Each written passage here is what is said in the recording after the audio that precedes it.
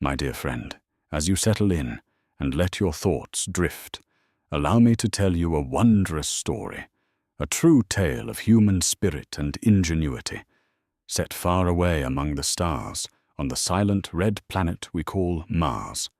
It's a story about a man named Mark Watney and an extraordinary journey home. Imagine, if you will, a time not so long from now, when brave explorers journeyed to Mars. Our story begins with the Ares 3 mission, a dedicated team of astronauts, each with a vital role. There was Commander Melissa Lewis, steadfast and wise, who led them all. Her pilots were Rick Martinez and Alex Vogel, skilled navigators of the cosmos. Chris Beck was their doctor and spacewalker, Beth Johansson, their computer specialist, and then there was Mark Watney, a botanist, a plant scientist, whose hands knew how to coax life from the soil. They lived in a special habitat, a hab on the surface of Mars, conducting their important research. One quiet Martian day, while they were busy at work, an unexpected, fierce dust storm began to gather across the vast landscape. It grew stronger and more insistent than any they had prepared for. The winds howled, and Commander Lewis, with a heavy heart, made the difficult decision to abort the mission and initiate an emergency departure back to their spacecraft, the Hermes Asterisk, orbiting above. As they hurried through the swirling dust, a large antenna was torn loose by the storm's fury. It struck Mark, sending him tumbling away into the blinding red tempest. Despite their valiant efforts to find him, the storm was too powerful, visibility too poor. With the Hermes Asterisk threatened and time running out, Commander Lewis had to make an agonizing choice. Believing Mark to be lost, and with the Hermes Asterisk critically damaged, the crew, heartbroken, lifted off, leaving Mars behind. But Mark Watney, against all odds, was not lost. He awoke some time later, alone, his side deeply wounded by the antenna's impact. The storm had passed, leaving only a quiet, eerie calm. With immense courage and a calm, scientific mind, he performed a delicate procedure on himself, patching his injury as best he could. He was alive, but utterly alone, millions of miles from Earth, with a critical problem. The Hermes Asterisk was gone. And the next mission to Mars, Ares 4, was still years away. His food supplies, though generous for 6 people for a month, were woefully insufficient for one person for several years. Mark, ever the botanist, began to calculate. He had to make more food. He realized he could adapt their hab, using the Martian soil, carefully supplemented with his own organic waste, and by producing water from rocket fuel, a process requiring immense care and precision. He began to farm potatoes inside the hab, nurturing tiny sprouts with the meticulous attention of a gardener tending a precious heirloom. Each potato was a small victory, a quiet whisper of hope in the vast silence. His next challenge was communication. The hab's main antenna had been destroyed.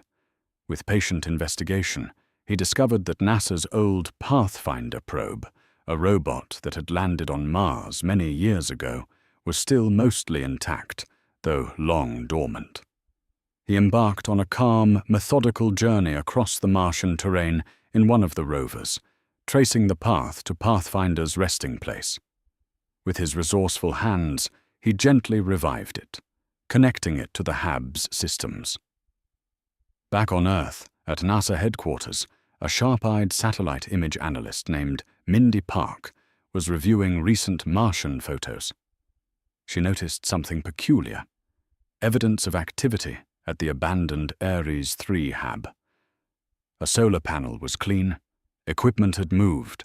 With growing excitement and a sense of disbelief, she reported her findings to her superiors, Vincent Kapoor, the director of Mars missions, and Teddy Sanders, the administrator of NASA.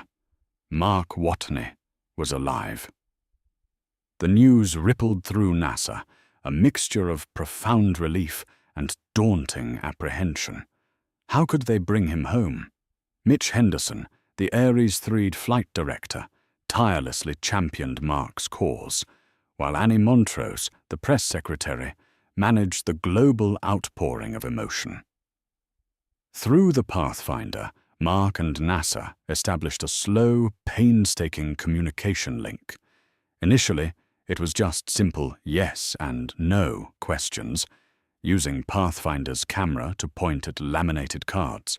Soon they established text communication, a way for Mark to share his full story, his strategies, and his enduring spirit.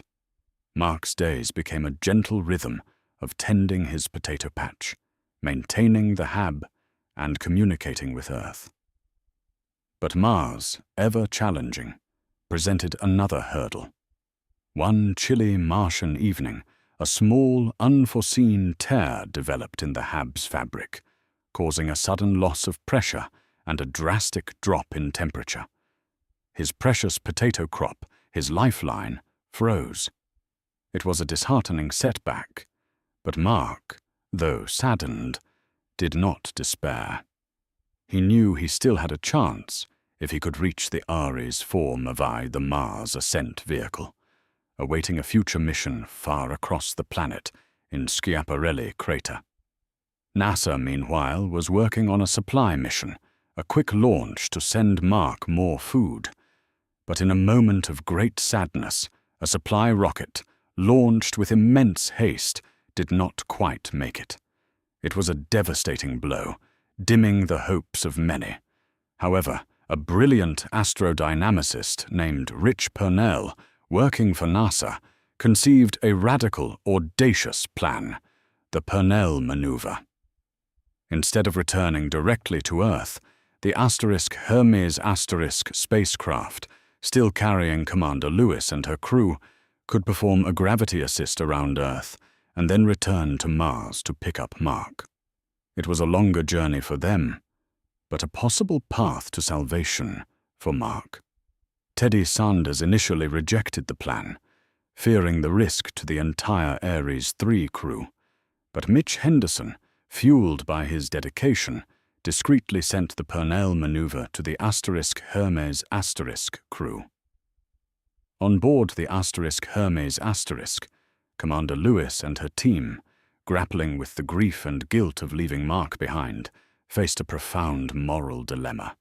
Without orders from Earth, they quietly and unanimously voted to execute the Purnell maneuver.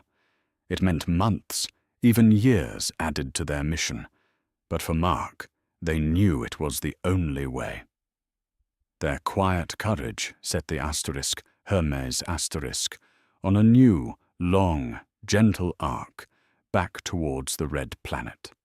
While the Hermes embarked on its long, quiet journey, Mark prepared for his own. He meticulously modified one of the rovers for the epic drive to Schiaparelli, nearly 3,200 kilometers away. He carefully gathered necessary supplies, charged batteries, and set off across the vast, silent Martian desert. The journey was long and arduous, requiring him to navigate by the stars and the terrain, a solitary explorer in a landscape of quiet grandeur. He even found the old Mars Pathfinder lander during his journey, taking its radioisotope heater unit to help him keep warm in the rover during the cold nights. Finally, after months of travel, he arrived at the Schiaparelli crater, where the Ares 4 MAV silently awaited. This vehicle was not designed to carry a crew from an orbiting Hermes It was built for a direct ascent. Mark, guided by Vogel on Earth and the rest of the Ares 3 crew, set about modifying it. He stripped out non-essential components, removing weight to make it lighter, capable of a higher trajectory to reach the orbiting Hermes . The day of the launch arrived. The Hermes was positioned high above, waiting. Mark, alone in the MAV, ignited its engines, rising steadily into the Martian sky. But as the MAV ascended, a small, unforeseen complication arose. It wasn't quite high enough, not quite fast enough, to perfectly rendezvous with the Hermes *. Commander Lewis, with her characteristic resolve, guided the Hermes * closer to Mars than ever before, performing a daring maneuver. Still there was a gap. Mark, with his quick thinking, and guided by Vogel's expertise, created a small tear in the front of his spacesuit's glove, and then, using the escaping air like a tiny thruster, propelled himself towards the Hermes *. It was a quiet, determined act, like a leaf gently carried on a breeze. Commander Lewis, strapped into the Hermes * airlock, performed a spacewalk. Then it was Chris Beck, the Ares 3 doctor and spacewalker, who carefully emerged, retrieved Mark, and gently brought him back into the safety of the Hermes *. A wave of profound relief washed over the Hermes * crew, and indeed, over all of humanity. Mark Watney was safe, finally reunited with his family among the stars. The long journey back to Earth was filled with quiet celebration and shared stories, a testament to human resilience and the unbreakable bonds of teamwork. Years later, Mark Watney returned to Earth, a hero, but also a humble man. He did not seek fame.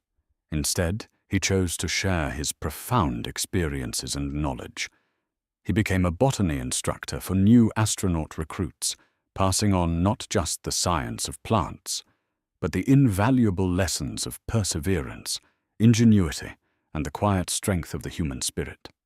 His story became a gentle reminder that even in the vast, cold emptiness of space, life finds a way, and hope, like a tiny seed, can always bloom.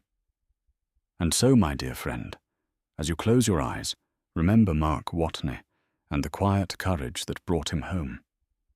May your dreams be filled with peace, wonder, and the gentle knowledge that even the longest journeys eventually lead to a safe and restful return.